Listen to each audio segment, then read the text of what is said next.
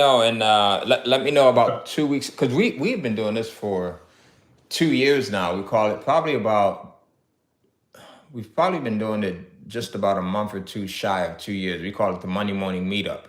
So every Mm-hmm. Monday, anyone who wants to come in and join, we have a live audience, and we just Okay. talk. We talk about digital publishing. We talk about life. We talk about what it takes to be successful, not only in entrepreneurship, but just as a husband, as a father, as a wife, as a mother, a grandmother, a grandfather, just I love it. as a contributing individual. So I'd love to have Right. you as a guest. I know that you got a lot of value to bring. So let's do it. Oh, thank you, man. Right. Oh, I look forward to it. I Okay. look forward to it. Okay. Right. Okay. So yeah, man. Well, you good. You got your water. You I, I good. I got the water and I got the recording going here. So I got Okay. and then we'll throw this out there as well. So all right, I'm ready whenever you Okay. are. Excellent. So I usually start by we gonna come on. I'm gonna start with something like, "Hey, good afternoon, good evening, Okay. good morning, whatever time you're watching." We say thank you. I am Barry Brown. Boom, I go through that little spiel. And I say today, like always, we have great people on this show that help you, help parents, help youth service providers develop into outstanding people. Boom, I go through that. Then I say, boom, Ty Cohen. Then Okay. we'll talk about, I'll say how I know you and stuff like that. Okay. And then boom, and then I'll say, hey Ty, how you doing this afternoon, brother? Then you come in, We'll and go then into it. and then we'll talk, and then boom, we'll go into that first question, where you from, and how did you learn about the internet, and go through it, man. Just have a great conversation. Okay. So anything you start talking about, we don't necessarily have to ask all these questions, because we start talking. I'll try to come through all of them, but Okay. if not, we just talk, and It was and have a good time, and and give segue out good off. information. Mm-hmm. Okay. All right. Look, I'm an Uh-huh. open book, so wherever you want to go, uh, let's do it. Okay, sounds All right. good. Yes, sir. All righty. Let's see here. Let's see how this goes.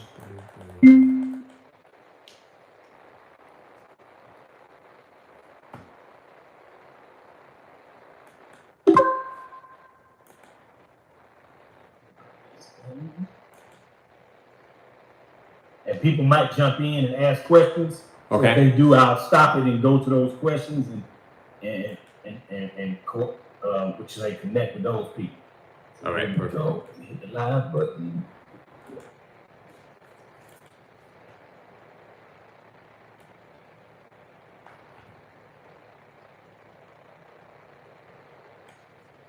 Good afternoon, good evening, good morning. Whatever time you're watching the Student Athlete Playbook video conversation, we say thank you. I am Barry Brown, author of the Amazon bestseller, The Student Athlete Playbook, Success in the Classroom, Sports and Life, and also a member of the team Youth Education and Sports, where we help young people, young student athletes develop into the outstanding adults that they're destined to be. Character matters. And you know how we do. We bring on the best student athletes, the best parents, the best coaches, the best youth service providers, the best business people that help our young people in our communities grow and develop and be great. And today is no different. I have a mentor of mine, a gentleman I met, man, many years ago now. It's been a long time now. Yeah. But man, I appreciate this brother because he's mentored me. He's been there for me and my organization, and he's just been a friend. But at the same time, he's a big time businessman. And you're going to find out how big he is as we continue to talk today. So without further ado, let me bring on and say hello to my brother, Mr. Ty Cohen. How you doing today, man? Barry, I'm doing fantastic. I'm doing even better now that I'm speaking to you, man. Now that I'm here, um, I think I told you the other day. So as I was going through the questions, I'm looking at the questions, and I'm like, this is gonna be really good because you and I always have a good conversation, Absolutely. right? So Absolutely. unintentionally, we go into just having a great conversation. So now I can imagine what it's gonna be like uh, when there's intentionality in it. So I'm looking forward to it. Absolutely. Yeah. Absolutely. Yes, sir. Well, man, when I first met you, shout out to our brother Jawar, because I initially met you through Jawar, and then I started looking back at stuff, and I said, oh, wait a minute. I think I met him before in some music stuff. Yeah. I just didn't remember about Millennium. And that's when we originally met. And then it came full circle with Jawar introducing us intimately as far as we met in person. So I believe it was me, you, Jawar, and Cool Water, our brother Dewan. Yep. We met for lunch that day. Yep. And man, and it's been on and popping ever since, man. So thank you, Jawar, for connecting us the way we are connected now. And man, let's jump into this conversation, Ty. Let's do it. So the first thing I would like to know is, where are you from? Like our viewers. So hold on, before we go, Ty, let me say this. So we have student athletes that are going to watch this video. We're going to have parents, coaches, and the whole lot educators watching this video. So these are the people you have the opportunity to help when we talk today with the great information you're going to give. So without further ado, so brother, where are you from? Man, I am from Bridgeport, Connecticut, which is the cityest, countryest place ever. All right, we got when I say country, I'm talking about like there's elements where there's countryness, farmness, and Connecticut as a whole, right? But then when you look at Bridgeport, it's the most urban, city-like area that you could ever think of. So, Wow, that's it, man. So I had this experience of both, right? So being able to experience both worlds there to a degree. Yeah. So Bridgeport, Connecticut. Bridgeport, Connecticut. I actually grew up in Panic Village, which now when I talk about Bridgeport and the city element of it, I grew up in one of the worst housing projects at the time in the U.S. Oh wow! Right. So if you look, if you go in and anyone looks at Google, and there's a reason why I'm sharing this with you, right? So if you go to Google and you type in Father Panic and then Panic spelled Panik Village, you'll see that. During the early 80s, the late 80s, it was one of the worst housing projects nationwide, right, per capita. Wow. And this was because of the drug era. We have crack and cocaine and heroin and everything, and then we're so close to New York, right? We're just minutes away from New York, and you've got element that's coming in there, and then you've got element that was coming in from like up in Massachusetts, so like Boston and that area there. Yeah. So it was a really rough time growing up as a kid. Wow. Right? Very, very, very rough time. And we didn't grow up, I was thinking about this earlier. We were extremely poor, but didn't know it. Right? We didn't know. So there's six or seven of us. My mom's on welfare. She's getting about $400 a month. And we just didn't even know it. But now you think back and you realize, like, how did she make it? Tupac has a song, right? He talks about with Dear Mama. He talks about make miracles every Thanksgiving. And never realized how you did it. So in hindsight, I look back and I'm like, how did my mom do this with 6 kids and then later grandkids that came in and making things run smoothly, right? So that was it. That was it. Wow. 6. So you got 5 siblings. Man, I got a bunch of them. Some of them are no longer here. I got you. Yep, I got a sister who is no longer here. My sister Gwen. She actually passed in her 20s when I was about 12 years old. And then I got a brother Kevin who passed. He was just about going into 20 when he passed. He was about 20, 21 maybe. Wow. And then I got a younger sister, Valerie, who passed very, very, very young. So now I still have 3 brothers and 1 sister.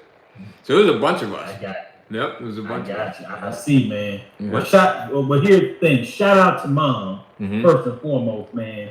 And salute to you and your siblings for continuing to grow, obviously, because you're here right now. We're talking to you right now, and so salute to your family, man, because I know it wasn't easy, like you just described, and I agree with you totally. How do our parents, coming from some of the backgrounds that we come from, because I'm from Southwest Atlanta, Camerton Road, Okay. that area of Atlanta, on the south side, west side. Excuse me. Yep. And then we moved out to Clayton County. So I represent Clayco too. Shout out to Clayco. And you hear about where I'm originally from, you hear about that side of town in a lot of rap songs. You do, yeah. So I was you gonna know. say, so you're one of the original Atlantanites. Right. Oh, absolutely, Yeah. absolutely. And was fortunate to grow up with some of these people who made some of this music. That put Atlanta on the map. Wow. Back in the day. So I have a good understanding of what you just described. But when you start talking about you minutes away from New York and Boston. Yeah. Now, how close, like when you say minutes, are you saying you come out of your neighborhood and you cross the state line and you're in New York or something? Yeah, man. So we're we're 20, 30 minutes from New York, depending on where you're leaving, because Connecticut borders New York. Right, so it borders New York. So many times I went to school music, and how we know each other is through Platinum Millennium Records, which is a record label that I had. I had a record label. I tried that, and then I took my experience, my knowledge in having a record label, and put it into publishing books about the record and the music business, right? And created software programs around that, software programs that allowed artists and musicians and singers and songwriters and owners to create contracts, legal agreements and contracts. So many times I would go up to New York. We're back and forth. So we would go up and my artists would be on radio stations up in New York, radio stations up in Massachusetts, Boston, Rhode Island, New Jersey. And we would travel. I mean, some days we would actually get up 6, 7 o'clock in the morning and we'd spend the entire day in a van or in the car traveling to different radio stations, college stations, national stations. So that was my experience right there with it coming up. Wow. Yeah, that's beautiful, man. Yes, sir. Yeah. Yes, sir. That's why it was so funny when I finally met you in person. That's why I had to remember, wait a minute, I met this brother through the music industry prior to Jaguar. I met him in another life. That was it, right? In another life, right? Exactly. Yeah. So. Exactly. So it was just beautiful, man. Mm-hmm. So and I definitely remember them days of riding around in the car. Oh man, I don't want to go there right now. We'll probably come back to that. Okay. But that was amazing. Now I just heard you say.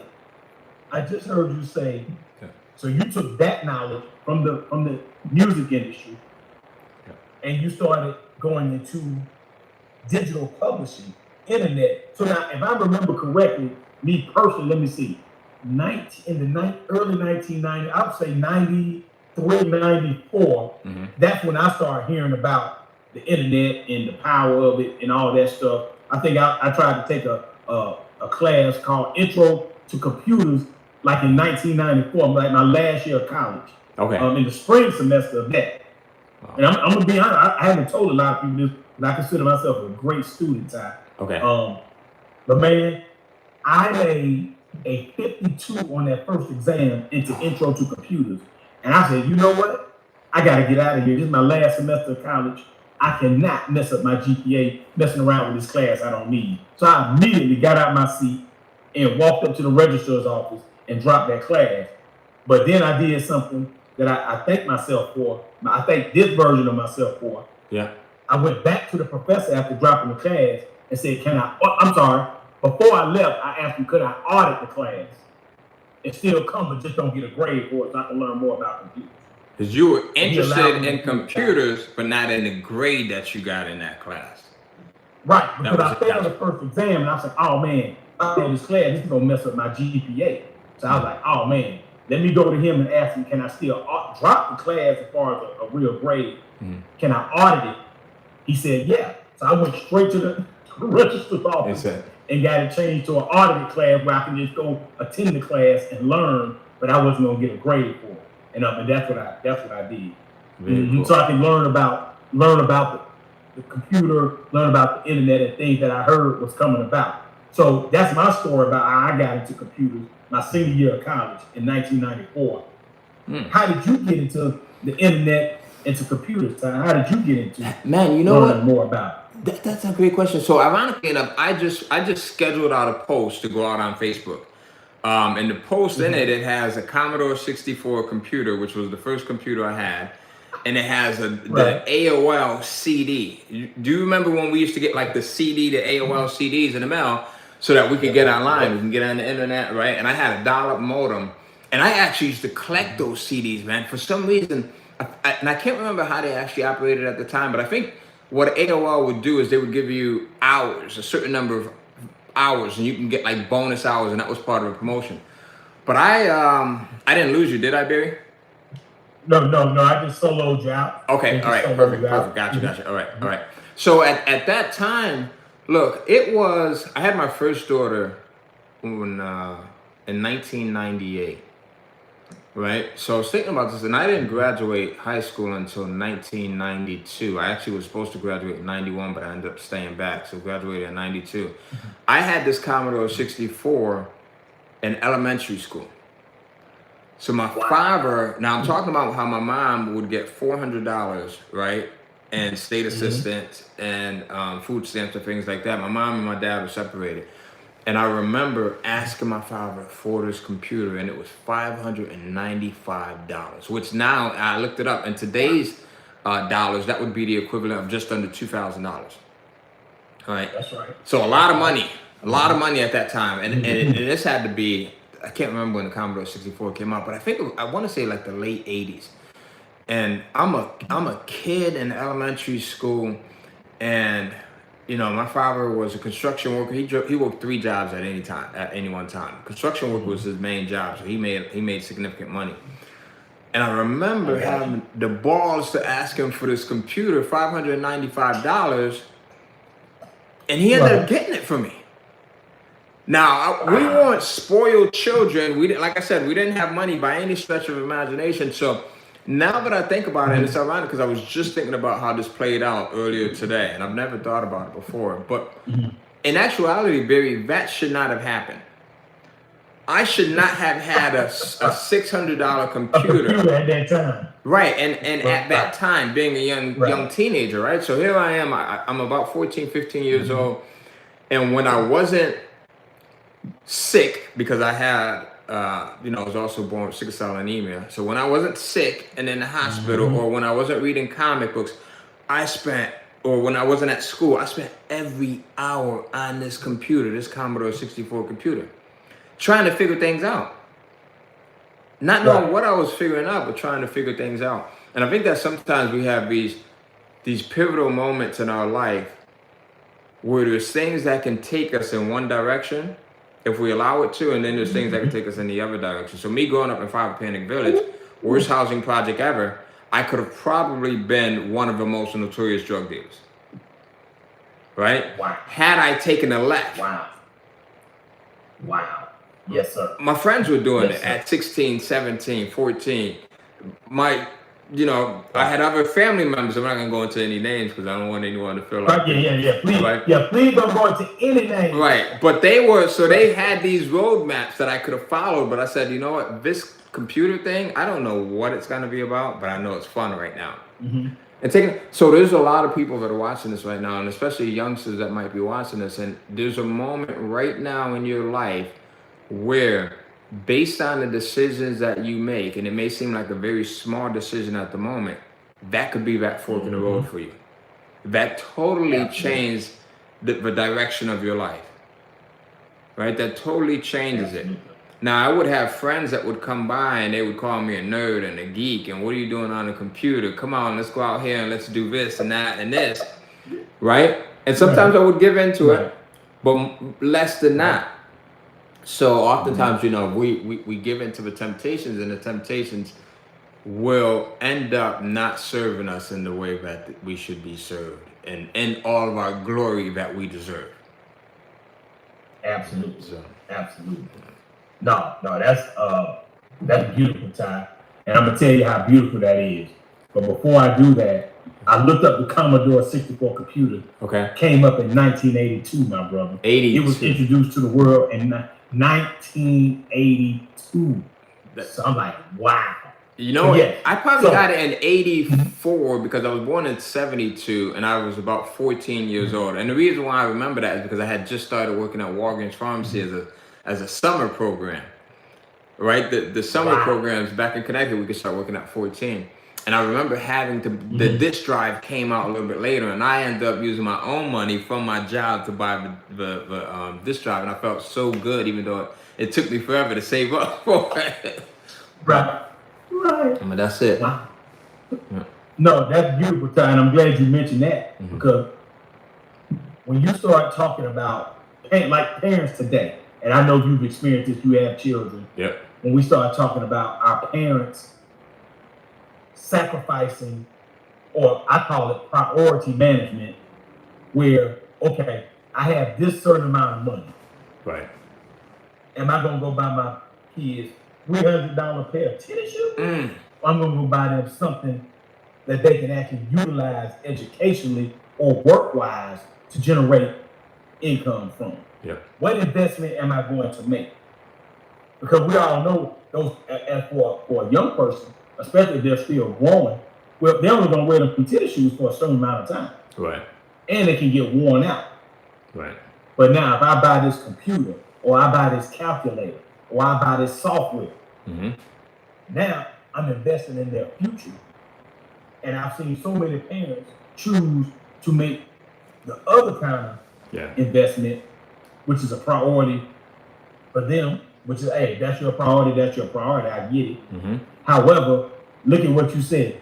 You had the foresight as a young person, as a youth, to ask your dad for a computer of all things back then. Foolishly, and asking them too. And then, at $600, say that again? I said foolishly. Yeah, that's a lot of money. Because you got to have some big ones at 14 to say, hey, Dad, right? And my dad was a mean joker at that time, so you ask him the wrong questions, and you know. Exactly. So that's what I'm saying. Like you had to, it was something in you, but you made a decision. Correct. And then your dad thought enough about you to say, hey, you know what? My son is asking me this for a reason. He didn't ask me for any BS. He asked me this for something positive and productive. Yep. So I'm gonna go ahead and suck it up, and I'm gonna go ahead and take care of that for him. And look what it has turned into this day and age. Yeah. And anytime somebody brings up decision making, I think about a pivotal moment when I was reading Bill Clinton's book. It's right behind me on this shelf, of My Life. You remember when Bill Clinton wrote that book? I saw that book. Yeah, as you were coming in, I saw it. I was up there trying to look at all of the titles that you had because, you know, there you go. Sir. Yes, sir. When there's a moment in that book, Ty, where he says he had to make a decision about going to become a partner in a big time law firm in Arkansas versus running for governor of Arkansas. He had to make a decision because you know he's gonna go make some good money over here in this law firm. Yep. On the other hand, he had the opportunity to become the governor of Arkansas. Now that's not a guarantee because you got to campaign, you got to put in some major work. Major work. To become an elected official at any level. Yeah. His decision to say no to the law firm and go become a yes to running for governor, he says it's the only reason I became president. Because I go to the law firm, I'd never become president of the United States, ever. Not at all. No one knows you. Yeah, nobody knows you. Right. So the lesson I learned from that, and from what he actually stated, he said, we have to learn how to say no. When we say no to certain things, now we're opening up the door for something else. And that goes back to your thing about the fork in the road, these decisions we make. So, hey, young student athletes, hey, young people in general, hey, adults in general. When it comes time and you get to that fork in the road, you're going to have to make a decision. Yeah. And all I'm asking you is to think about that decision and choose wisely. That's all I'm going to say to you today. Because the no is as powerful as the yes. It is. And you know, Barry, I'd like to even add on to that because it's like everything that you're saying yes to, you're also saying no to something else. So if you have a goal of becoming one of the best quarterbacks, right? And you have, that's your goal, like that's your ultimate goal is to become one of the best quarterbacks, whether it's for your high school, college, you want to play in the NFL, right? There's certain things that you're going to have to say yes to. but you're going to have to say no to more things than what you'll have to say yes to. And everything that you actually say yes to that does not push you in this direction where you want to go, right? You're kind of opening the door to all of these things that push you away from it. So I had to get really good at that, right? So growing up in the environment, you have friends that would smoke marijuana, right? Would drink. I had to get really good and confident in saying no. And even taking it to the next level, no, you cannot drink in my car. When I started to drive and when I got my first vehicle, no, you cannot smoke in my car, because even though I don't smoke, I don't know what can happen by me just inhaling, right? I don't want the smell to get on my clothes, and now I go home and my mother thinks that I've created this identity that I haven't created, right? So, so all of the things, like, we have to get really. There's a great book out there, and I think the title is "Say Yes to No." Right? Say yes to no, and the premise of that is the more yeses to no's that you get good at saying, right? The more easier it gets to say no. And then the easier you start to see those areas where you should say yes, right? It's like, okay, what do I eat? Do I eat the Snickers bar because it tastes good, right? It's going to give me that endorphin rush. It's going to, you know, as they say, if I believe in the marketing, it's going to cure my craving. Or do I stay away from it and I go in, I eat the thing that's going to fuel me with the protein, right? That's a little bit more natural, right? Now, initially, that's going to be a tough decision to make. But the more you get to a point where you say no and yes, the easier it gets, right? And what you'll see is the way that you do anything is the way that you do everything. So now it gets easier to say no to going out on the weekend. It gets easier to say no to maybe skipping class. It gets easier to say no to maybe not showing up on time for practice.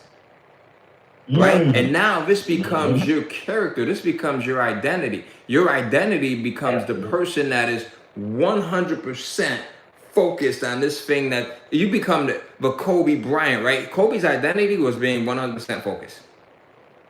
Absolutely.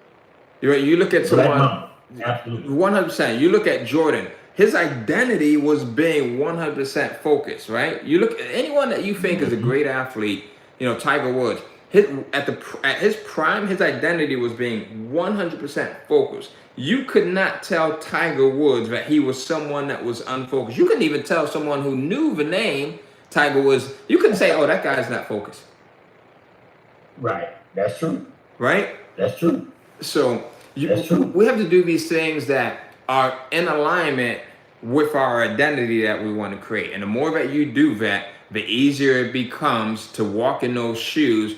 And what gets even better is now people recognize you as that identity that you've chosen to take on. And now that solidifies your decision and all of these things make it easier and easier and easier, right? Because at first, it's like starting a business, baby. Look, at first, when you're starting a business, the number one champion, the number one believer, the number one individual that's going to be behind you is you.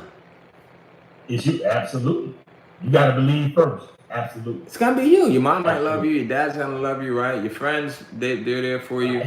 But there's been plenty of times when I've told people about a business idea, and you get that look, right? You gonna get that look. You definitely gonna get that look initially. There's no doubt about it. You get that look, right? And then now, just that, if you're not mentally strong and you don't believe in this identity that you're going to create, that's going to be your future, just the look alone could deter you. It's just like back in the day, growing up, your mom would give you that look. And you were about to do something, and she gives you that look. And that's going to deter you. Absolutely. Right? So, absolutely.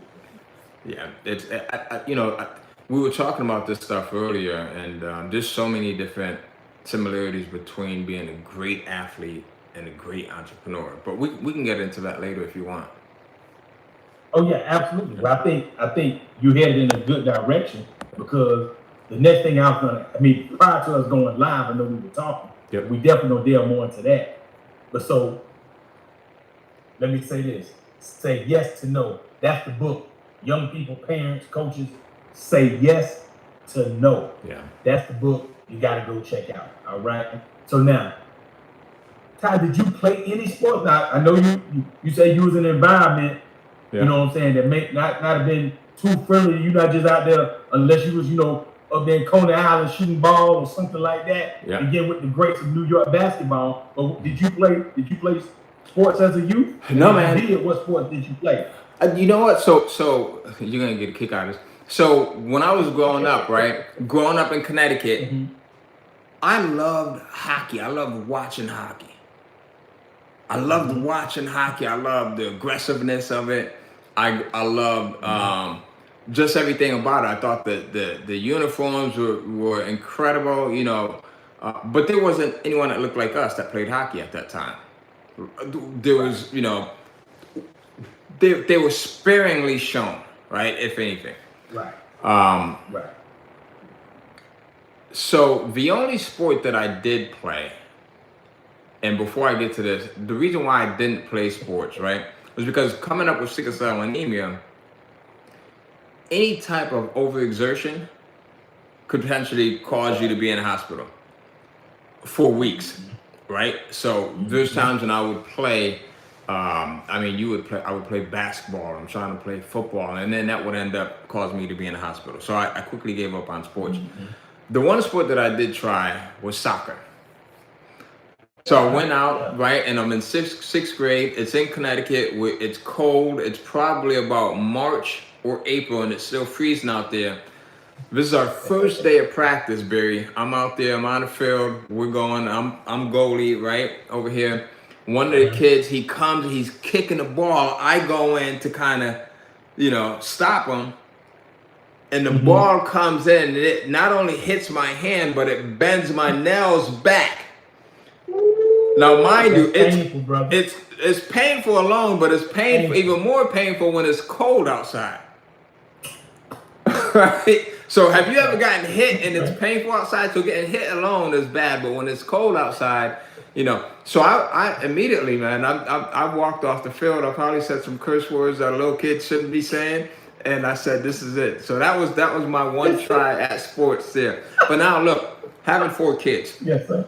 So all of my kids are into sports or were into sports. Baseball, football, track, cheer, stunt, ice skating, everything. And what I learned by looking at them is that, I really wish that I would have gotten involved with sports, because I think that it's one of the best setups for the discipline that we need as adults. Right? It's the absolute best setup that a young person could get in terms of understanding themselves, understanding what's possible as you, the individual, understanding what's possible when you learn to work with your team, right? All these skill sets that we need as we go on to adulthood, right? Being able to have confidence in yourself to take that shot when you might be, doubting yourself if you should take it.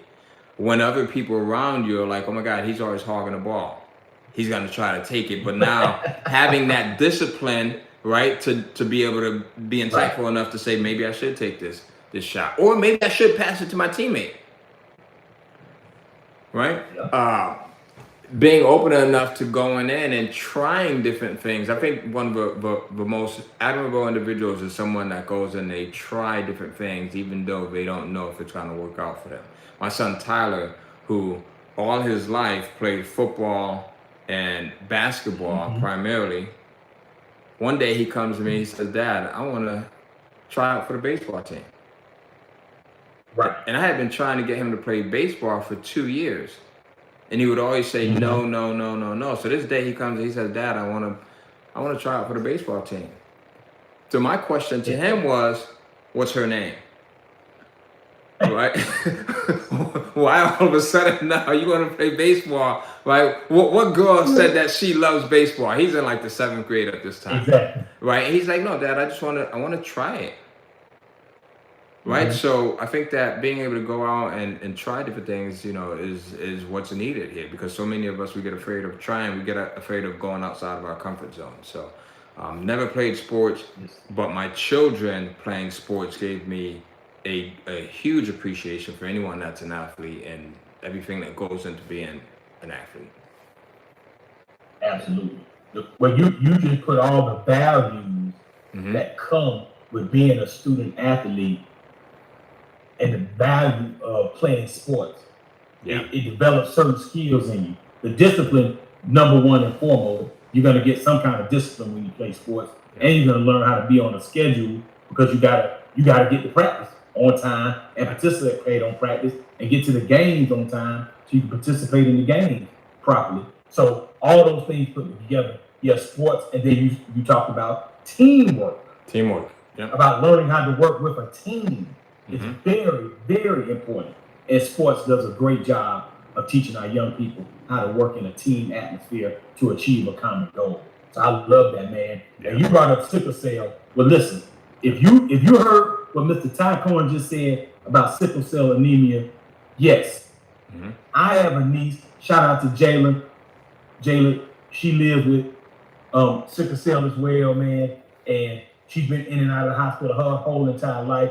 But that young lady, when you talk about resilience and perseverance time, and you sent me some information to give to her dad, which I tremendously appreciate that, brother. And that shows what kind of person you are.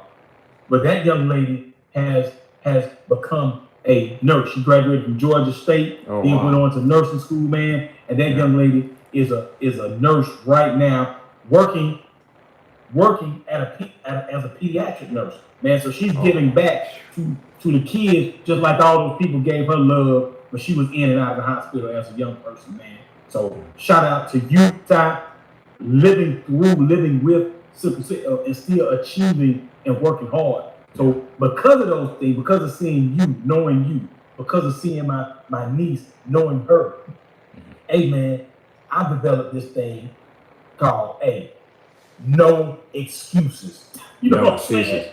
Yeah. No excuses. Because if my brother Ty could be in and out of the hospital and become this amazing businessman, this amazing digital publisher, internationally renowned digital publisher, if my niece can work through missing school, missing other things because she's in the hospital and not feeling well, and still graduate from college, shout out to Georgia State, and still graduate from nursing school, her nursing program, and become a pediatric nurse.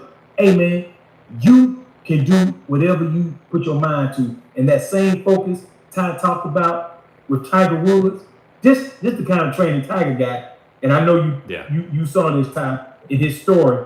His dad used to stand beside him with a flare gun or some kind of starter gun. I think the starter gun they used in track. And he would shoot the gun out like he was playing golf. Wow. To keep him focused. To test his discipline, his focus, right? His oneness. Exactly, to test his focus. So, young people, when you say you want to, first you have to make a decision to say, hey, I want to become who I want to become. Yep. Be a professional athlete, be it a digital publisher, be it an inspirational, motivational speaker, whoever it is, whatever you want to become, you're going to have to make a decision first. And then you're going to have to develop and work on the focus and the discipline to become who you say you want to become.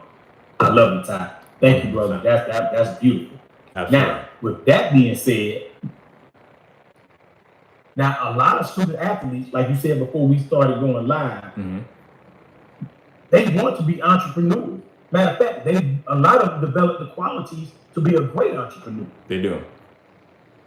What qualities do you believe student athletes possess that make them successful entrepreneurs? You know, there's several of them, baby, and it's having the discipline, right? And I think that one of the biggest ones is knowing that the things that you have to do in order to get here are part of the process, right? So going back to my son Tyler, he loved playing football, loved playing football. Didn't love going to practice as much. Right. Loved, right? So he, they would practice, or they would work out, I should say. He didn't. That's the part that he didn't like, right? So during practice, he loved the Right. practice, right? He loved huddling up and playing and everything else. But before that, they're working out and they're doing everything else right before they start actually playing the game. And this is him at 7, because we started him at 5. This is him at 8. This is him at 12. This is him at 12, 13, right? He loved playing the actual game, but it wasn't like the working out that he enjoyed. As a matter of fact, he hated the working out so much that there's times when my wife and I, we would go on vacation, and my mom or my mother-in-law would watch the kids. They would come by and they would watch the kids. So he got so good at 10 or 11 years old, asking my mom to take him to practice, or saying, you know what, I don't have to be to practice until 6:30. Oh, wow. Because he knew that by 6:30, them working out and everything, they'd be done. And now they're actually playing the game, right? So we would get home from vacation and my mom would be like, I didn't realize that Tyler's practice hours shifted, from 6 to 6:30. And I'm like, no, that joker, he's supposed to be there at 6. He was trying to get out of, working out. But look, anyone that has that discipline to do the things that you don't want to do, even though you should be doing it, right, is someone that has a better chance at being successful with things. Because entrepreneurship is the same way, right? You're gonna do the monotonous things, you're gonna do the routine things, you're gonna do the boring things. The entrepreneurs that can get past doing the most boring things, and they're doing it with excitement, they're doing it with grace, they're doing it with love, right? Even if they don't love it, you wouldn't be able to tell that they don't love it, because they're putting that much passion and effort into it, right? The football players that are actually practicing, the Kobe Bryant, who after he wins a championship, he's still in there practicing as if he really enjoys practicing, but deep down inside may not really enjoy it and would probably prefer to be with his family, be with his kids, right? The entrepreneurs that can do that can do the repetitive stuff, that can do, the things that they don't want to do, but they know that it's part of that process, those are the individuals that are more likely going to be succeeding than not, right? It's always like to look at, if you look at some of the singers and musicians that are out there, who's one of your favorite artists? One of your favorite? Hey man, I'm a New Edition fan. Okay, we'll stop right there. LL Cool J. We'll stop at New Edition. All right, Candy Rain. Now they've been singing that song. Those guys are 40, 50 or so. They've been singing. 50s, yeah. All of them are in their 50s. All of them are in their 50s. They've been singing Candy Rain and Mr. Telephone Man since they were young teenagers. Kids, yeah, teenagers. 14, 15 years old, right? Now they've got other songs. They have newer songs that you and I have never even heard, probably, right? They've got stuff that they've written and that they would love to go out on stage and perform. But it's the boring stuff.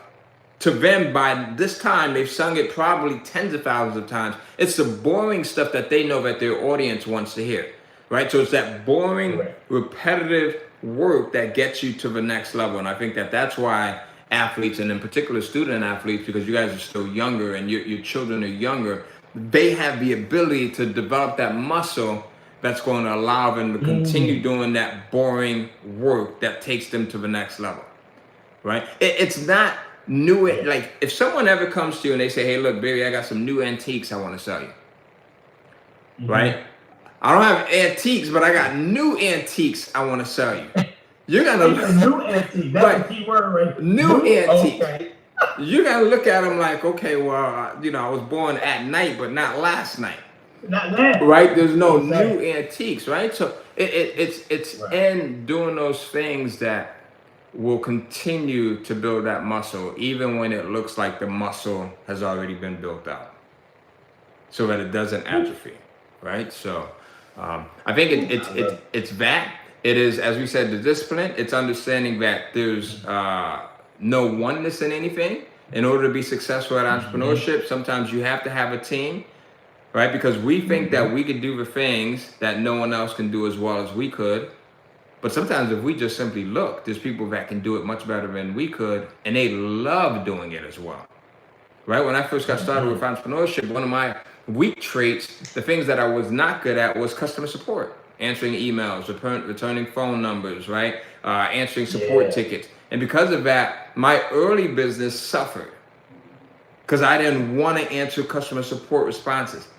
I ended up hiring a lady at that time for like $7 an hour who loved dealing with customer support.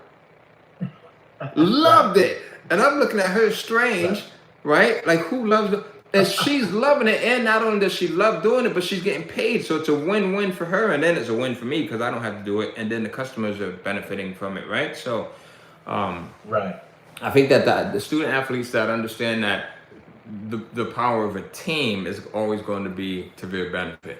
The individuals that know when they should do something on their own or when there's someone else that's better. Yes, I want to go in and I want to dribble a ball all the way up court, but my teammate over here, he might be a little bit better than me at dribbling, and he's not going to screw the ball up, and he's probably going to make the shot, right? So knowing that I should pass it. So, I mean, all of these things, they come into play, you know, when it comes to being someone that can transition from being a student athlete and then take that skill set and realize that it's transferable when it comes to being an entrepreneur. Man, you just dropped some jewels. Ladies and gentlemen, Mr. Cohen just dropped some jewels that I hope you pay attention to. Repetition, the daily tasks, the mundane things that we all have to do to keep our businesses going properly. Yeah. Those are the same skills our student athletes have to use as well. Getting up on the morning in time, getting to the bus stop on time, getting to school on time, getting to the class on time, not hanging in the hallway past the 5 or 7 minutes you get in between classes because you want to holler at that young man or you want to holler at that young lady. Hey, get to class. All these things help you, those small daily things that we do. We call them habits, everybody. They're called habits. And once you develop great habits, those great habits can take you to the top of the mountain. I promise you. They can take you to the top of the mountain if you develop the positive habits. And I'm talking about small ones, like we just mentioned, like Mr. Cohen just mentioned. Very small ones. So if you're willing to do that, on a daily basis, I have this saying time, I say, hey, being consistently good, doing the things that you know you're supposed to do on a regular basis. And being slightly above average. You ain't got to be the greatest. You can just be slightly above average. But you're doing this all the time. Man, you'll go to the Hall of Fame. Just a little bit, right? And here's the proof. That's it. Yeah, just the proof of it, Ty. Just the proof of it right here. You ready? You ready? Lay it on us. It shocked me. It shocked me when one of my partners mentioned his name. I couldn't believe it. We got into a big argument and everything. He said, hey, man, Frank Gore is the best. He's going to be a Hall of Famer. I said, Frank Gore? Are you crazy? Right. Who is Frank? I mean, I knew who he was. Right. But I'm like, Frank Gore, man, you crazy. Right. He said, no, bro. He the third all-time leading rusher. I said, there's no way he the third all-time leading rusher. There's no way. Right. Man, we went and looked that up, Ty. I couldn't even believe it. Look it up right now. This dude is the third all-time leading rusher. And I think he only dominated. Well, he only had 1 year of domination. I think he ran for 1,700 yards 1 year. But he was consistently running for 900, 950. And then as he got later on in his career, he was only running for like 600 something yards. But he did it for so long that he ends up being third on the all-time rushing list. So he's absolutely gonna go to the Hall of Fame one day. He might not be a first ballot Hall of Famer, but if you're third on the all-time leading rushing list, most likely you're going to the Hall of Fame. Most likely you're gonna be there. I couldn't believe it. But I couldn't even believe it, Ty. You know what it is, babe? It's the consistency, right? It's people will look and they'll say, hey, well, Ty, look, I want to do this and I want to do this, or I want to start a digital publishing business. but I'm terrible at doing it right now. And I said, the reason why you're terrible at doing it is because you haven't started yet. Or if you have started doing it, right, you haven't been consistent at doing it. So your example, I mean, that's a perfect example right there, is the consistency. Everything that we are terrible at doing right now, we're consistent with doing it every single day, and we totally submerge ourselves into doing this. We have no choice but to get better at it. The baby that's crawling around and they're pulling themselves up trying to walk, you know, they're pulling themselves up on the table, this, that, and they're using the dresser drawer to try to pull. If they keep that up, they have no choice but to turn into this adult that now not only can walk without even thinking about it, but could run, that could jog, that can get on a treadmill, right? That could do all of these things. But the baby that says, you know what, I'm going to try this thing and I'm going to try it. Maybe I'll give it 6 weeks. And if I'm not walking by 6 weeks, I'm done. I'm going to crawl for the rest of my life. Like, how crazy, think about that. How crazy does that sound, right? But that's what happens to us. So a lot of times we'll go in and we'll say, I want to do this thing because I want more time. I want more freedom. I want to spend, you know, quality time with my wife or my husband, or I want to watch my kids grow up. And then we do it momentarily. We do it until it doesn't feel good anymore. We do it. Definitely been guilty of that. I'm talking to myself right now because I'm gonna watch this back as a reminder next time I feel like not doing something. Look, I have a sticky note right here because I have to remind myself of this stuff. This sticky note that I have says, I will do what is required, not what I want or feel like, right?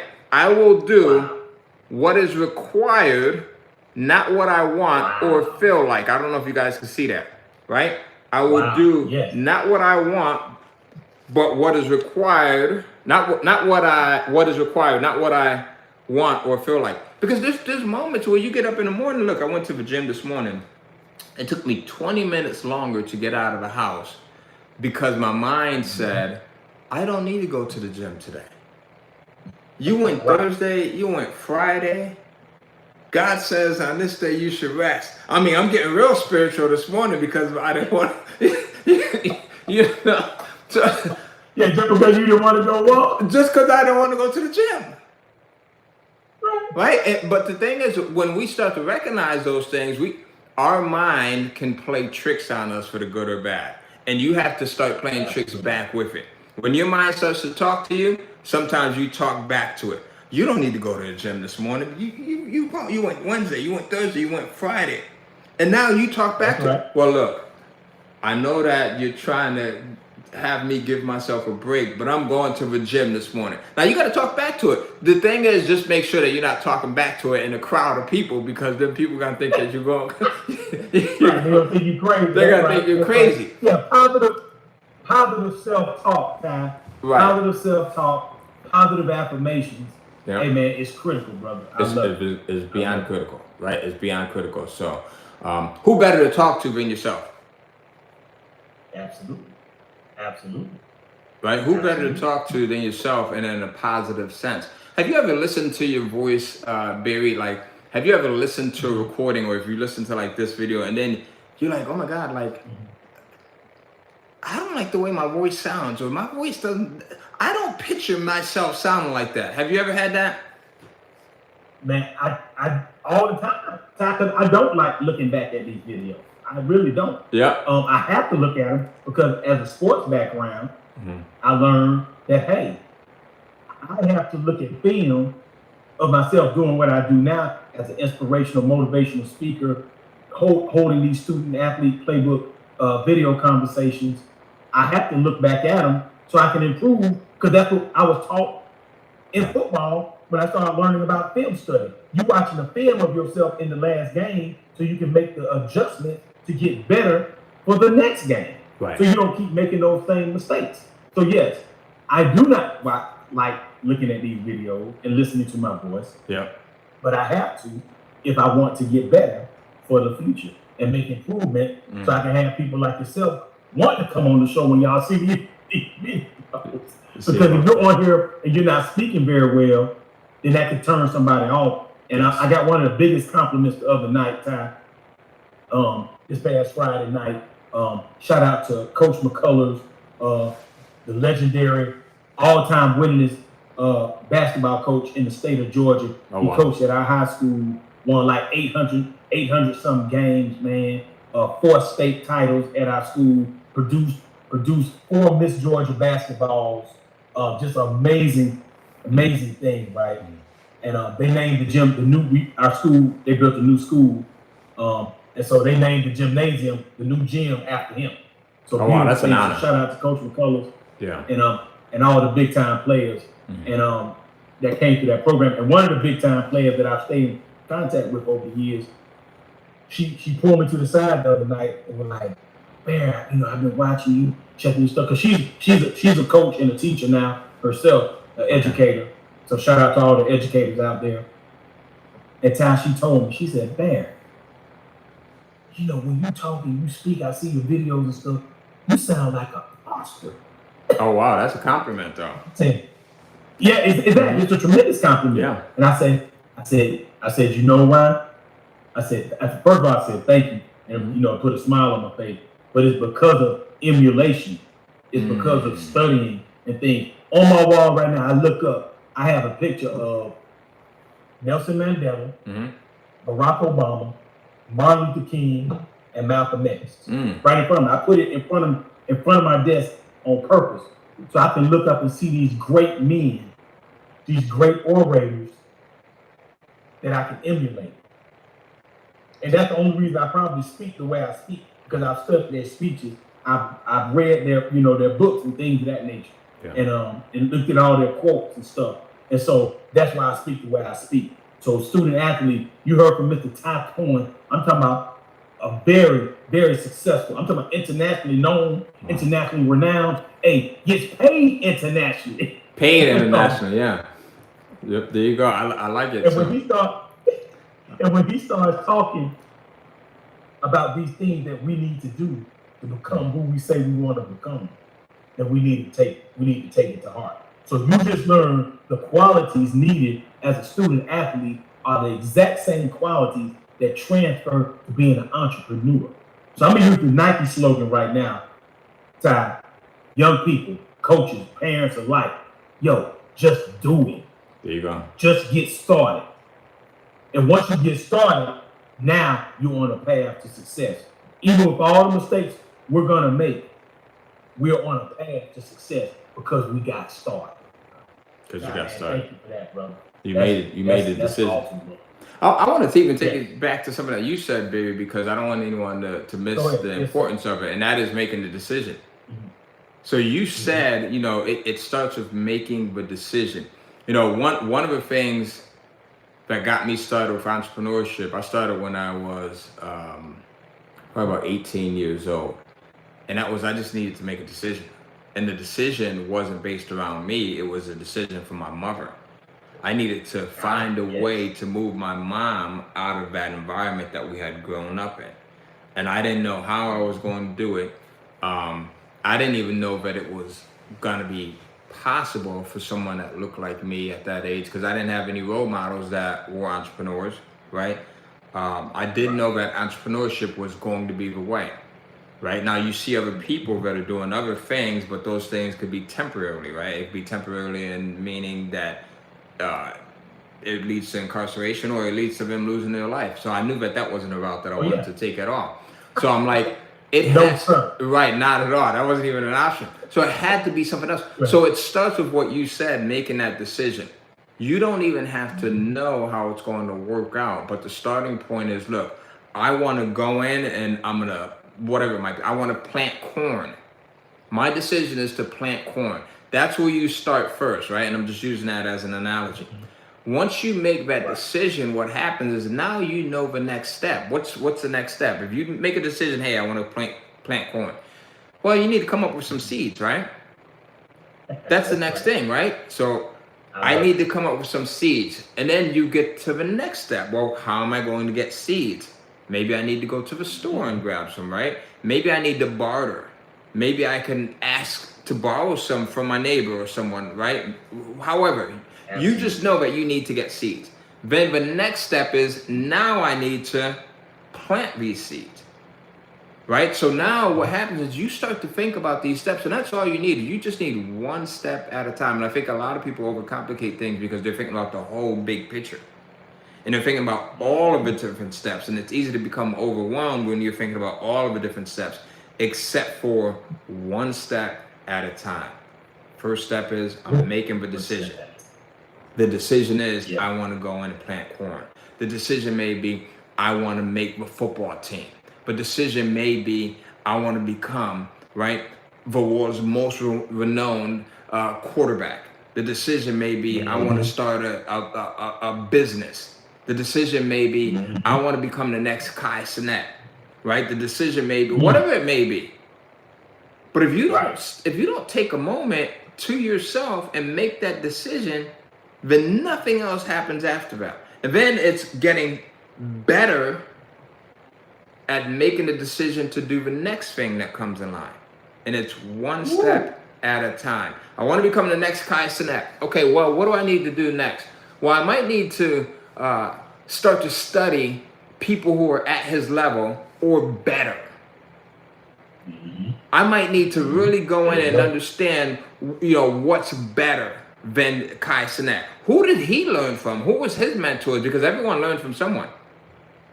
Right? Who did he learn from, and how did he get to a point where he's at now? And then realizing that whoever's at this point that they're at right now, their greatest point of greatness, they didn't start at that level. They started just like me, an individual coming out of a womb. We all had the same starting point, right? Some of us may have had some advantages, some of us may have had some disadvantages, but even with our disadvantages, look, I think that if I had never been born with sickle cell anemia, I think that if I had never been raised in five-panic village, you probably would not see the Cohen that you see here. Because those obstacles and those disadvantages helped me to build my character. And it gave me it gave me this contrast, the yin and yang of what I want and what I don't want. So sometimes it's just making that decision and then deciding along with that decision, what do I want?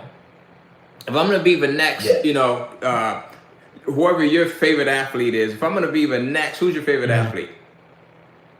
My favorite athlete of all time would have to be probably Deion Sanders. If I want to be the next Deion, right? If I want to be the next, what does that look like? What does that look like for me? And then Deion didn't wake up saying, I'm Deion, I'm primetime. I guarantee he went in and there's people that he looked up to. He had mentors. Absolutely. So all of the greats had mentors that were greats to them, who also had mentors that were greats to them, who also had mentors who were great to them. So the people that are the best at the best of everything, they realize that and they go back and they study the people that they're emulating. Absolutely. They study those people who they study. And then they're looking ahead as well, right? And then they're being a little bit competitive, right? I want to be better than Deion. So where did he mess up at? Where could he have improved at? Right? So it's continuously going in and doing these checks and balances so that you can look at yourself. And as you said, you go back and you play the tape. Sometimes at the end of the night, I'm going back and I'm playing the tape in my head. And I'm like, okay, well, where could I have been better in business? Where could I have been better as a husband? Where could I have been better as a brother to my siblings? Where could I have? So sometimes we have to look at and we review at the end of our day. Where could I have been better as a student? I love it. Where could I have been better as an athlete? Where could I have been better as a son to my mom and my dad? Where could I have been better as a daughter to my grandmother, to my mom, my dad, right? To my neighbor, to my coach, to my teacher, to my principal. And then as you start to do that, you start to refine who you are and you become a better individual because now you're more conscious of all these different areas that you could be better at. And when you start to get better at all of these little areas, it creates this David, this statue that is just incredible, right? Because it's not just being good just on the field. It's not just being good in the gym, right? It's being good in as many areas as you possibly can, because then you start to become super aware of all the other areas that you can continuously improve on. Boy, well, you just dropped some jewels, Ty. Be as good as you can be in every area of your life. Which creates pressure, right? It could Oh, create yeah, no pressure. doubt. But what do they say? Pressure creates diamonds. Hey, bust pipes. It Yeah, busts. well, it bust pipes too, It but busts. it definitely creates. Right. So it goes That's both right. ways, you know. So it's You like, been look, dropping jewels, brother. it goes both ways. Do we want these things or do we not want them? And whatever it might be. My son, you know, he is a great B student. A great B student. He's like, Dad, Mm-hmm. I don't know if I can get an A. I don't know if I can get an A, Dad. Right. And I'm like, no, you could get an A. Yeah, you It's gonna absolutely take can. you. It's gonna take you saying no to some things. Put your video game down a little bit more. And I'm being honest with him, right? It's gonna take you saying no to a few things. It might take you saying no to maybe 15, 20, 30 minutes, an hour more worth of sleep. So you can get up a little bit earlier. So you can stay up a little bit later studying. Right? It may take saying no to, sometimes me and my son will watch the game. Steelers playing the Cowboys today. It may take us saying no to a game sometimes. Absolutely. Done it plenty of times. I know you've done it plenty of times, Pat. Absolutely. Yeah. You want to do something so bad, and man, you're like, man, I gotta miss this, and I have to go do this. Gotta go do this. Right? Look, I've had to tell my wife and my kids sometimes, look, Dad needs an hour. Especially when I was first coming up. Look, please give me this 2 hours uninterrupted. I promise you I'm working on something that's going to benefit the entire family. Absolutely. That's that priority management I'm talking about, Ty. That student athletes have to have, us as parents have to have, us as business entrepreneurs have to have. Yep. Priority management. I love it. Go ahead, brother. I had to get that in there. No, that's it. Go ahead. No, we're good. Yep. But it's saying it goes back. All of this goes back to making the decision and then saying no to certain things and then yes to certain things, right? Because you know, there's everything that we do in life either does one of three things to us. One of three things. And then when I'm trying to make decisions and I'm thinking about it, I'm like, which of these buckets is this decision going to fit in? And it could be my decision about drinking cheer wine, which I love, right? The South Boy, I love cheer wine too. We didn't have cheer wine in Connecticut. We gotta do that by far. Yes, sir. But go ahead. Right, y'all jokers put me up on cheer wine. We didn't have that in Connecticut. So it could be, you know, and I'm being a little foolish, but drinking cheer wine, right? So it's gonna be, it's either going to push me back. Every decision that we make is either going to push us back away from the thing we want, it's going to push us towards the thing we want, or it's not going to have any effect. So you have to think about that, right? So now, if I don't go in and I don't study an extra hour, you could be the most brilliant student athlete ever. But in reality, if you don't study an extra hour, what is it going to do? It may not do anything for you because you're already brilliant in yourself.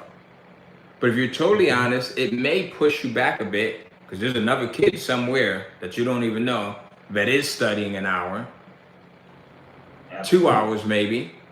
Or if you do go and you study that extra hour, it's probably pushing you towards that goal that you want to get to. So every single decision, as many as that we can think of and that we're conscious of, which of those three buckets does it fall into? And then it helps us to learn how to make better decisions. Right? So.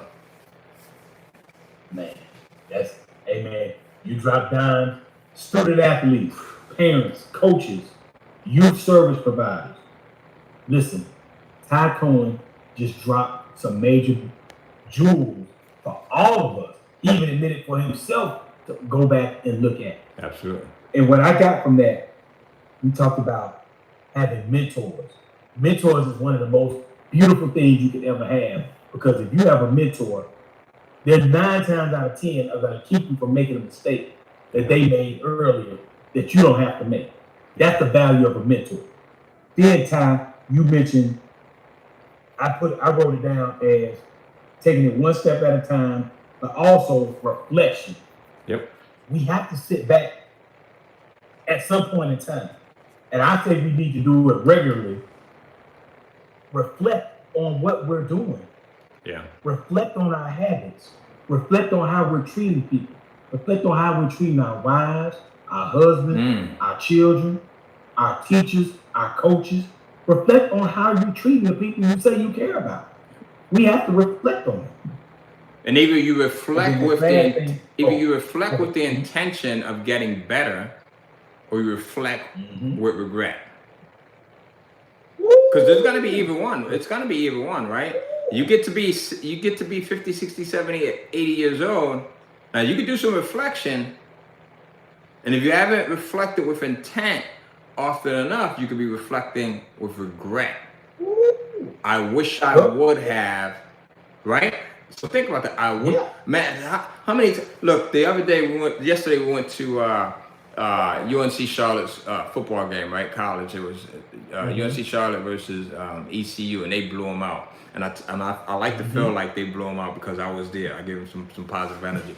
But we got a kid. We got a kid at East Carolina, man. Shout out to the Dwight Johnson Jr. All right. I took a big loss yesterday, but we still love you, DJ. We still love you. Dwight, hey man, it was good. It was good blowing you out because UNC they needed it. You know they needed it, right? So, but look, I'm there and I go and I get this beef hot dog, baby. Now I know I shouldn't have the beef hot dog. I should have went and got the salad, right? I should have did. Right. Which of these buckets is this decision you're gonna put me in? That's what I should have did. Right. I go and I get the beef hot dog. Not only do I get the beef hot dog, but I put chili on it. I put raw onions on it. I put peppers on it. Okay. You did it up. I did it up. I go back to my seat. I'm eating the hot dog. I'm enjoying it. 20 minutes later, my stomach starts to act full. Now I'm reflecting with regret. That's right. That's a great analogy. Great story. Yes, I'm reflecting with regret, right? Because I could have reflected with intention, like, oh my God, Ty, I'm so proud of you because you went and got the salad. You wanted the hot dog. You could afford the hot dog. The hot dog was there, but you made the decision to get the salad. Now that's reflection with intent and satisfied intent as well, right? So it's one of the two, right? So here we go. Wow. Hey man, I love it. Hey, ladies and gentlemen, I hope you're taking notes while you're watching this video. Definitely, you're gonna have a chance. Ty at the end of our conversation, he's gonna give out his information to get in touch with him. But this is why he is Ty Cohen, no doubt. He is Ty Cohen, a internationally renowned internet marketer because of what you just heard. Period. Enough said. Hey, so now Ty, now we've talked. Now I know why. I don't even have to ask the question. We already know how you became who you became because you just told. Okay. If you're doing all this stuff every day, then no doubt this is how you became the Ty Cohen that we know today. But let me ask you this, Ty. Is there anything else you want to say about personal development? Like, is there anything else you want to say about that, or you good right there as far as what you shared thus far? You know what? What I would tell people is I would tell them to, you know, especially for students and I mean just anyone, is to dream, right? It doesn't cost you anything to dream. It doesn't cost you anything to say this is who I want to help. This is who I want to become. This is what I want, right? And it's okay to be a little bit selfish with this stuff sometimes, right? Because sometimes when you're selfish and you say, well, maybe this is how much money I want to make, or this is what I want to get to as far as accomplishments in my career, accomplishments on the field, accomplishments as an athlete. You know, having those dreams helps you to get to a place where you now can help as many people as you possibly can help, right? And that's what it's all about. It's about getting to a point where you can help as many people as you possibly can, right? So I tell people that there's nothing wrong with dreaming. Don't share your dreams with people that are dream crashers. Don't share your dreams with people that may not see it possible for themselves, because if they don't see it possible for themselves, right, there's very little chance that they're going to see it as being possible for you, right? The other thing is question your dreams, because oftentimes when we're dreaming, we may not be dreaming big enough. And then we get there and we realize that we had the potential to do so much more than what we've actually done. Right? So question your dreams and question your potential, because all of us has the potential to do as much as we possibly want to and what we deserve to be able to do. Question your dreams. I like that, Ty. Absolutely. I like that. Question your dreams, young people. From being a professional athlete to being a doctor, an attorney, a police officer, an engineer, I mean, whatever, a plumber, a contractor, construction contractor, whatever it is. Question your dreams. Have a dream first and foremost, but question those dreams.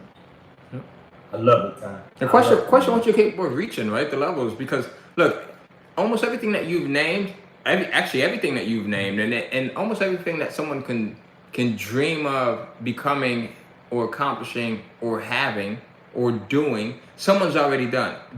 They've already laid the blueprint. So now it becomes progressively easier, right? As the years go by, if someone's already done it, if someone's already started a publishing business, it becomes easier for you to go in and start that publishing business, because now you have a roadmap and you use that roadmap, plus you add your own creativity. And then now you're able to go much further, right? So we see this all the time, right? We see this in entertainment. We see it in sports, right? We're still questioning if Kobe was a better player than Jordan or someone like that, right? You see it, right? So the groundwork has already been laid. You just go in, you make the decision, as we said earlier. You dream, you question your dream, you refine it, and then you just go for it. You just keep going, right? And that's it. I love it, man. I love it, Ty. That's huge, brother. That's huge jewels you're dropping there. So now, I know you have the Kindle cash flow system. Yep. But what other products and services, Ty, do you provide? What else do you do as a speaker, as a internet marketer, as a digital publisher? What else do you do? That's a good question. So we help people to kind of find out where their strong strengths are, right? And I say strong strengths because we all have strengths, right? We have strengths that might just be here. We have strengths that are here, but then we have strong strengths. And I think we have the set of strong strengths that will allow us to go in and accomplish things, but also accomplish things that we enjoy doing. You see, so many people get into careers or they start businesses, and they're doing this because of one reason. It might be to make money, but then they're miserable at it, right? So we show people how to not only go in and start a business, but also start a business that is going to serve people, that's going to serve you, and that you're going to enjoy doing, right? So that's where, I ask people to really start, is to kind of, do this assessment as to who they are. And if anyone wants to reach out to me, you can just simply go to tycohen.com, tycohen.com, reach out to me. And if you're interested, I'll definitely help you, especially students, right? If you guys, regardless of, what age you are, if you're thinking about starting some type of an online business, which is my specialty, we also invest in a lot of real estate as well, Barry, but online marketing, it allows me to get to this point where we can take that digital real estate and turn it into physical real estate, right? So I invest the money that comes in from my digital real estate, and that is educational programs and training programs and coaching programs, subscription sites and memberships and Kindle publishing. We take that digital money and we put it into physical assets that create long-term generational wealth and that continuously appreciate. Yes. Right? So yes, that's it. So reach out to me. Again, tycohen.com. You reach out to me on any social media platform by going to tycohen.com/social. You'll see my Instagram, my IG, my TikTok. You'll see my YouTube, Facebook, LinkedIn, anything that you're familiar with, any platform that you're most comfortable with reaching out to me. And look, I always tell people that there's no such thing as a dumb question. The only dumb question is the question that you might be thinking of asking, but you're afraid to ask. right? So other than that, come in and ask me any question, and I'll also give you my telephone number. So it's send me a text if you have any questions. Text me at area code 203. That's still I still have my original Connecticut number. So 203 I see. 526 6031. That will ring to this cell phone right here. All right. 203-526-6031. Send me a text with any questions that you might have about business, about digital marketing, about entrepreneurship, about influencer marketing, about branding, business branding, personal branding, about list building, about anything, monetization. Reach out to me, and we'll set up a time. We'll talk, and we'll take it from there. Man, I know you gotta go because I know you had another meeting coming up. I got another call coming up in like 8 minutes. Exactly. Yep. So let me just ask you this. Are you real quick, and you don't have to spend a lot of time, are you familiar with NIL deals, name, image, likeness, this phenomenon that's going on? Absolutely. Around college sports and even high school sports right now? Yep. Are you familiar with that? I am. Can you speak briefly to that? And then we're gonna sign off, brother. If you can speak just 1 minute on that, or what have you, if you have something to say about it. I personally think that's the best thing ever for athletes, right? Because look, we were talking about potential just now. And getting paid for your potential is one of the best things, right? Now, it also creates a little bit more competition. I think that competition is good, whether it's in sports or in business. I think they're both good because they bring out the best of us, right? So I think that the important thing for athletes to understand is to understand your worth and the value that you bring and all of the possibilities. Because just like Barry, we were talking about the music business, right? Where before with the music business, you were just getting paid off of a number of CDs or albums that you sold. And now it's streaming, right? Which is really downplayed how much artists are getting paid. They're getting paid a fraction of what they should be getting paid. So now with these name, image, likeness deals that are out there, right? There's got to be even more creative ways for you athletes to go in and kind of capitalize off of your name, your image, your likeness. It could be you going in and doing some type of promotional endorsement deal. It could be you being in these commercials, right? It could also become, I was talking about Kai Cenat earlier. It could be you becoming a streamer, you creating this additional audience because you already have the fans and the people that love you, and now you're looking at other ways to monetize that, and now you're introducing something to the sport that may not even exist yet. Right? So it's being super creative in the way that you position it. Don't just look at what's already happening. Look at what's already happening and then sit there and dream about it and be this individual that says, you know what? I'm going to bring something different to the table with this and do it and be the best that you possibly can be at doing it. Woo. Bring something different to the table.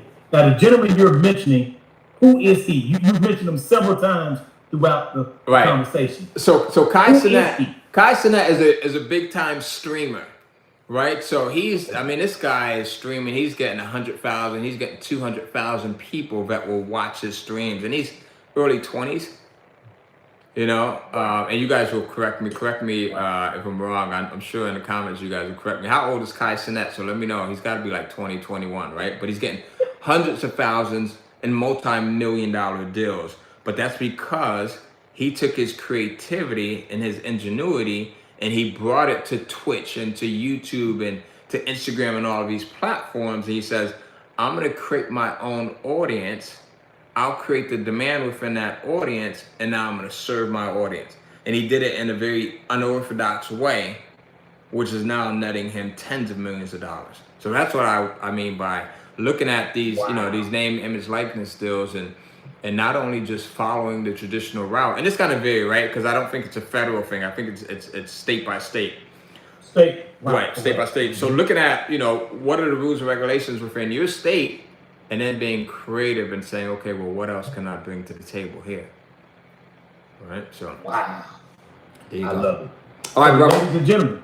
That's it. He got to go. Yep. That's Ty Cohen, renowned internet marketer. You just saw he gave us jewels in a small amount of time that people pay a lot of money for to have access to him. But he's giving you his number. You can also go visit TyCohen.com. That's TYCOHEN.com. Listen, young people, you have the opportunity to create something magical in your work. And Ty Cohen himself just talked about being creative and innovative. Creative is the idea. Innovative is actually doing the work to get it done. That's it. Implementation, young people. So listen, thank you, Ty. Brother, been a tremendous asset to me, a tremendous friend, a tremendous brother, a tremendous mentor. And I thank you once again from everybody at Youth Education and Sports. You've listened to Ty Cohen on his Student Athlete Playbook video conversation feature. If you have not gotten your books, your copy of the Amazon bestseller, The Student Athlete Playbook, Success in the Classroom, Sports, and Life, go visit locally here in Atlanta in person, Madu Bookstore inside of Greenbrier Mall, Nubian Bookstore out of South Lake, right there with my brother Marcus. And then also you can go to Amazon to pick up the books. Just put in Student Athlete Playbook. All the books will pop up. And of course, you can go to our website, youtheducationandsports.org, and pick up your copies. And hey, we say thank you and good evening, and we'll speak to you soon. One love. Thank you. Stay well.